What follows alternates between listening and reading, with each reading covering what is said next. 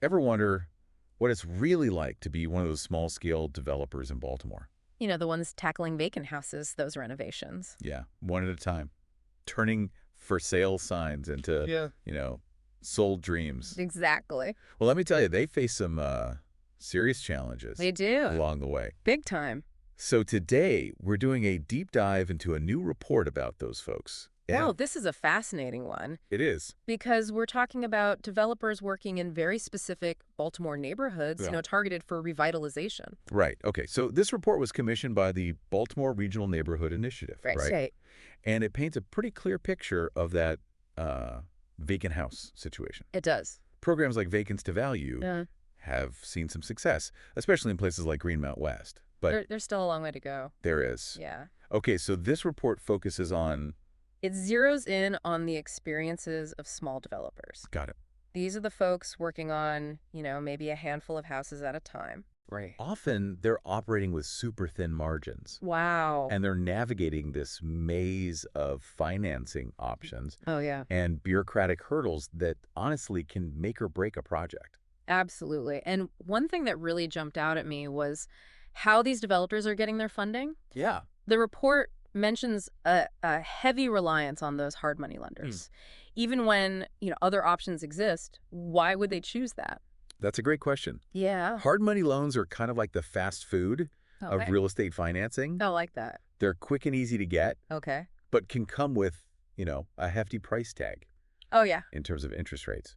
Makes sense. So you would think banks would be like lining up to lend for these projects, especially with programs like Vacants to Value, but No, it's no. not always that simple. It's not always that simple. It's not as straightforward as you would think. Now, the report did mention Copernic Bank as Mhm. an exception, willing to lend at more favorable terms. Yeah, they are a great partner. But even then, developers often prefer the speed and flexibility of hard money. That makes sense when you consider, the time crunch and risks involved. Right. Imagine you're a developer, right? Yeah. You need to secure a property quickly, Sure. often in a bidding war. Yeah. You can't afford to wait for weeks or months for a bank loan to come through. Got it. Someone else could just swoop in and snatch up that property. So it's almost like sometimes speed is more valuable than saving on interest. Yeah, Is that what that whole opportunity cost idea is all about? you got it. It's about recognizing that sometimes, that quick cash is more valuable, Right. even if it means potentially losing out on a bigger payoff, down the line. Right. For these developers, time is quite literally money.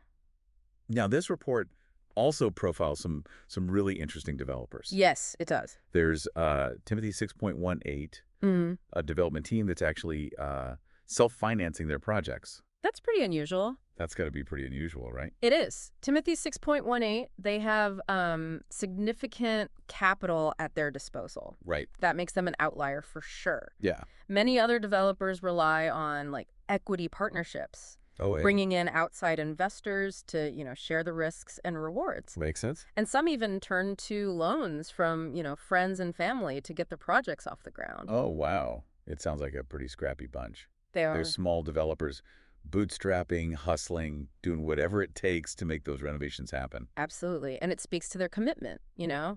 not just to making a profit, Right. but to playing a role in revitalizing these neighborhoods. Speaking of profit, the report makes it clear that making money in this line of work is no walk in the park. It is not. We're talking about thin margins, and then there's this thing called gap financing that I found really intriguing. Gap financing. Think of it this way. You need, let's say, $300,000 to finish this house, right? Yeah. But the bank will only loan you $250,000 Right. based on the potential sale price. Got it. That $50,000 difference, Yeah. that's the gap Okay. that you need to fill with, creative financing. And the report suggests that gap financing can be pretty hard to come by. Yeah. Especially in weaker markets. That's right. They mentioned one developer operating with margins as low as 8 or 9%. Yeah, it can be really tight. That's barely anything. It is tight, and it really highlights the challenges these developers face. Yeah. They need all the pieces of the financial puzzle to fit perfectly Right. to make a project work. There was this interesting example of a group called HEBCAC using the Maryland Sustainable Communities tax credit in kind of a creative way. Oh, yeah. They're passing it on to buyers to make projects, pencil out. That's a great example of resourcefulness. Yeah. Imagine you're trying to build a bridge across a river, right? Yeah. The bank will pay for most of it, Okay. but there's a gap in the middle you need to fill yourself. Right. That's gap financing, finding that extra support to complete the project. Right. And in this case, it's that tax credit. This also, raises questions about whether these programs are designed to best help small developers. Right. The ones working on the front lines of neighborhood revitalization. Now, let's talk about the properties themselves. It seems like there's a ton of competition for these vacant houses. Oh, yeah. And prices are going up. As a result. The report even mentions seawall development being priced out of certain neighborhoods. Yeah. And they're a big name in Baltimore. That's right. Seawall development, known for their, high-quality renovations. They shared that they've been priced out of Remington. Wow. Even when bidding at auctions. Wow. As more developers enter the market, right, and, driven by both revitalization efforts and potential profits, competition intensifies. Right. And naturally, prices go up. It makes you think about the bigger picture, right? We're talking about gentrification. Affordability for existing residents. Absolutely. And striking that balance between attracting investment and preserving the community's character. Those are thorny issues. They are. And the report hints at those tensions. Okay, so we've got developers facing financial challenges, fierce competition for properties, and the complex dynamics of gentrification. But wait, there's more. There's always more. The report also delves into the bureaucratic side of things. Yeah. And it ain't pretty. It's not. We're talking about delays in getting permits, approvals from historical preservation commissions, even issues with utility companies. It's a reminder that development, it isn't just about hammers and nails. It's about navigating a complex web of, regulations and procedures. Ugh, it sounds like a real headache. The report specifically mentioned CHIPA-4. Right. The Commission on Historic and Architectural Preservation, and problems with delays in the review process. CHAPU plays a crucial role in preserving Baltimore's architectural heritage. Of course. But their review process, it can be lengthy. Right. Adding weeks or even months to a project's timeline. And it's not just CHAPU. There were complaints about building permit approvals taking longer than expected. Yeah. And even delays with BGE reviews for larger projects. It seems like every step of the way, there's another hurdle to clear. There is. It's a testament to these small developers' patience and persistence that they managed to get anything built at all. Seriously. Imagine the pressure they're under. Yeah. Knowing that every day of delay adds to their costs. Right. And eats into those already thin margins. It's enough to make anyone want to pull their hair out. I know, right? But hold on, we're not done yet. There's a whole other layer of complexity we need to talk about. Oh, there is. Buyer incentives. Yes, buyer incentives. They're meant to, make those renovated houses more affordable and attractive to potential homeowners. Sure. But as the report points out, there's a maze of different programs. Right. Each with its own set of rules, geographical limitations, eligibility criteria. It can be incredibly overwhelming for both developers and buyers. It sounds like a scavenger hunt for savings gone wrong. Yeah, a little bit. The report mentions programs like the Vacants to Value Buyer Boost, the Live Near Your Work programs, and Baltimore County's BRNI Buyer Boost. It's a lot to keep track of. It is. And it creates a ton of uncertainty for developers, right? Absolutely. They can't always factor these incentives into their plans. Right. Because they don't know for sure if a buyer will qualify. Sure. Or if a program will still be available by the time a house is ready to sell. The report highlighted the debate surrounding the Johns Hopkins Live Near Your Work program. Yes. Which offers big grants to employees buying in certain neighborhoods. There's a push to expand that program beyond just Hopkins employees. Right. But it raises some tricky questions. Exactly. It's a classic example of the trade-offs inherent in policy decisions. Right. Would wider access to the LNYW program stimulate more development and revitalization? Right. Or would it simply drive up prices? Sure. And make affordability even worse? A good question. There are no easy answers. And that brings us back to those big picture questions we were discussing earlier. Yeah. Gentrification. Displacement, and the need for equitable development. Right. How do we attract investment and revitalize struggling neighborhoods without pushing out the people who already live there? Right. How do we make sure that everyone benefits from these efforts, not just newcomers with deeper pockets? Those are really good questions. They're tough questions, but they're essential to grapple with if we want to create a more just and inclusive city. It's clear from this report that small developers are right in the middle of these challenges. They are. They're the ones on the ground making those tough decisions, balancing the need for profit with the desire to make a positive impact. And they're often operating with very limited resources. They are. Navigating a complex landscape of financing regulations and those marketplaces. It's a tough job, but it is. As this report shows, it's also a vital one. It is. Small developers are playing a crucial role in shaping the future of Baltimore, one renovated house at a time. That's great. Well, we're going to take a quick break, and when we come back, we'll continue our deep dive into this report. Stay tuned. We'll be right back. Welcome back. Ready to continue our exploration of Baltimore's small developers. Absolutely. And it seems like our listeners are hooked, too. Yeah. You're fascinated by this behind-the-scenes look at the industry, the challenges, the resourcefulness, and the impact on Baltimore's neighborhoods. It's a great reminder that, real estate development isn't just about bricks and mortar. Right. It's about people. Right. Communities. Absolutely. And the complex interplay of, economic forces, policy decisions, and individual aspirations. Speaking of people, the report doesn't just focus on the developers themselves. It doesn't. It also shines a light on the people buying these renovated homes. One thing that stood out to me was the issue of creditworthiness. That's a critical point. Yeah. Many potential buyers, particularly in neighborhoods that have experienced disinvestment, they face credit challenges that can make it, really difficult to secure a mortgage. The report argues that, traditional housing counseling, while valuable, often falls short of addressing these deeper credit issues. So it's not just about, finding a house. It's about being in a position to actually buy it. The report suggests a need for, more robust credit repair efforts. Helping potential buyers understand, their credit history, fix any errors, and develop strategies to improve their credit score over time. Precisely. It's about empowering people to become mortgage ready. I like that. Which expands the pool of potential buyers for these renovated homes. And that's a win-win. It is. For developers and the communities they work in. Absolutely. Yeah. We've talked about financing regulations, buyer incentives, even credit repair. But there's another big piece of the puzzle, right? There is. Community support. Yes. Or in some cases, the lack of it. This is where the report gets really interesting. Okay. It highlights the frustrations voiced by developers regarding the lack of support from, city services.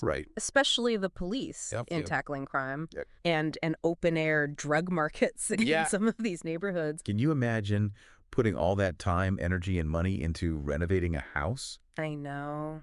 Making it beautiful and livable? Yeah. Only to have it, vandalized or tools stolen? Right. Or even worse, potential buyers being, scared off by drug dealing happening right on the corner. That's tough. It's heartbreaking. It is. And I can see why it would deter developers. Absolutely. And it underscores the systemic issues Baltimore faces. Right. The kind that go beyond individual houses or even individual neighborhoods. Yeah. We're talking about poverty, lack of opportunity, and the cycle of crime and despair that can take hold in communities that have been neglected for far too long. So it's like you can renovate a house, but you can't renovate a whole community overnight.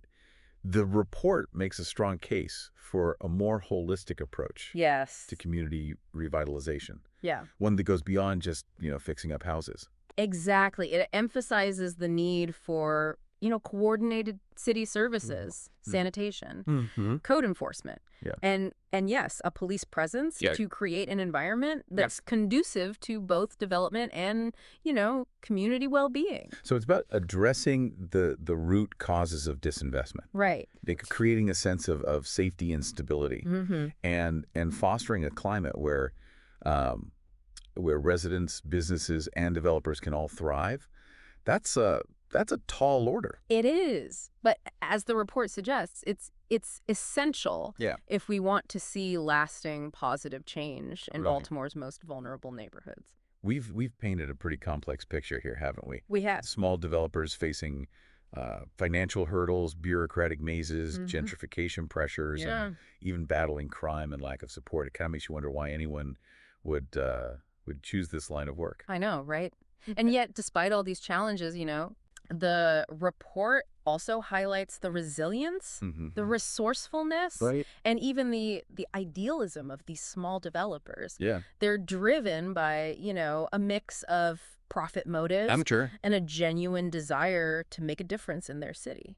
It seems like they're not just building houses, they're rebuilding communities. They are. The report describes their efforts to find creative financing solutions, their incredible attention to detail in the renovations. Yeah, they take pride in their work. And their passion for breathing new life into long-neglected properties. And that brings us to the final section of the report, which focuses on efforts to, grow the development ecosystem in Baltimore. Right. It highlights organizations like the Harbor Bank Community Development Corporation and Ernst Valerie Investments, which are providing, training, mentorship, and hands-on experience to aspiring developers. It's like a boot camp for building Baltimore. It is. And it makes perfect sense. If we want to see more vacant houses renovated, more neighborhoods revitalized, we need to expand the pool of people who have the skills and know how to do the work. Absolutely. And this isn't just about,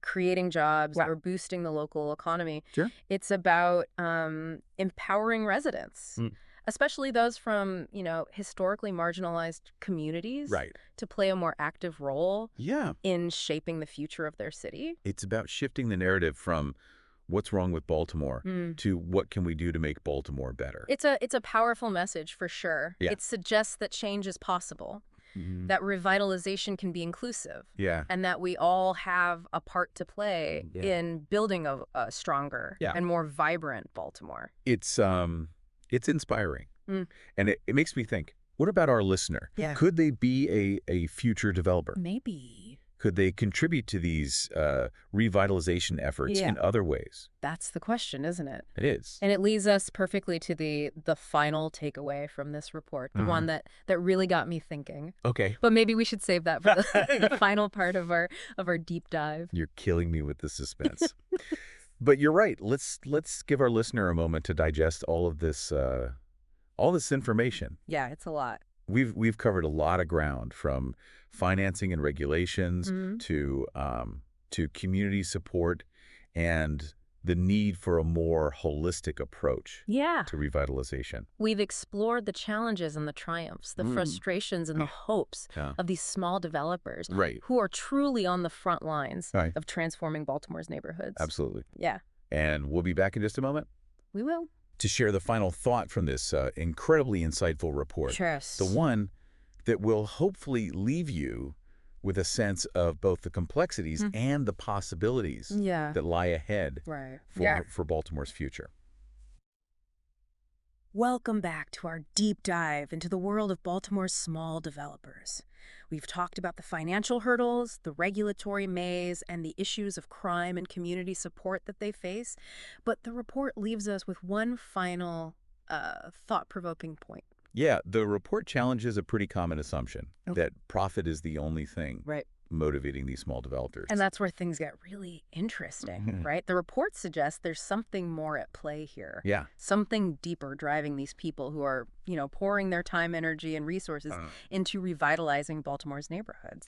It's fascinating. Many of the developers interviewed for this report, they expressed a genuine desire to make their city a better place. Their impact goes way beyond just dollars and cents. It's like a sense of purpose, right? Yeah. Some see their work as a form of social entrepreneurship. Yeah. Using business principles to tackle social problems. Right, exactly. Others talk about the pride they feel restoring beauty to neglected neighborhoods. Absolutely. Creating opportunities for homeownership. Yeah. And fostering a sense of community. It's about creating a legacy, not just for themselves, but for the entire city. And it begs the question for us, the listener. Right. What role can we play in shaping the future of our neighborhoods? Yeah, that's the big question. That's such a good question.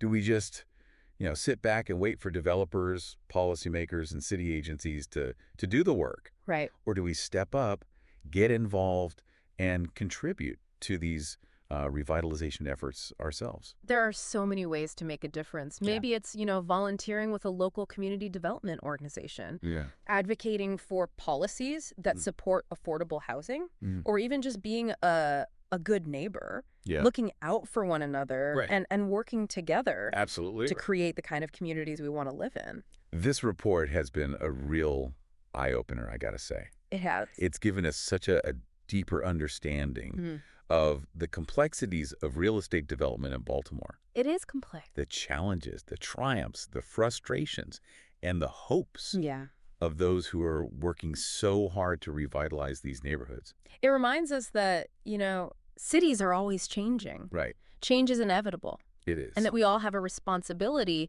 to help guide that change in a positive direction. So as you go about your day-to-day, think about those small developers, right? Yeah. Remember the dedication it takes to tackle those vacant houses. The financial risks, the bureaucratic hurdles, and the impact they're having on people's lives. And ask yourself, what can I do to help build a better Baltimore? The answer might surprise you. That's a great point. Well, that's all the time we have for today's deep dive. Thanks for joining us. We'll see you next time.